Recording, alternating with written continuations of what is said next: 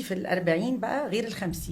انتوا بقى لسه ما وصلتوش ال50. انا قربت قوي. انت قربتي قوي، انت لسه في المنتصف. احنا دخلنا خلاص. احنا دخلنا خلاص ونسيب. طمنونا الجو عندكم عامل ايه؟ كويس؟ الجو حلو جدا على فكره. نيجي يعني عند ولا؟ منى بس، عند منى جوها مختلف.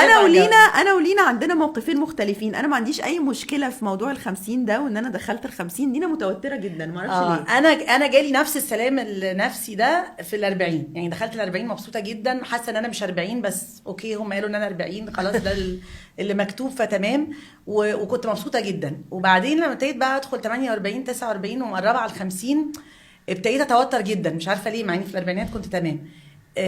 اظن ال40 حسيت ان انا ممكن اخد استراحه، يعني عشان الجري بتاع العشرينات والثلاثينات وشغل وبتعمل عيله، كل الحاجات اللي انت قلتها دي. فجيت في ال40 حسيت ان انا لا، يعني ممكن اهدى، مفيش مشكله، مش لازم اجري، مفيش حاجه هتفوتني.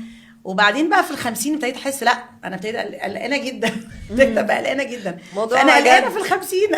انا مش تمام يا جماعه. انا في عندي تصالح. انا بعمل بودكاست ده بصراحه يعني عشان احاول اطمن نفسي.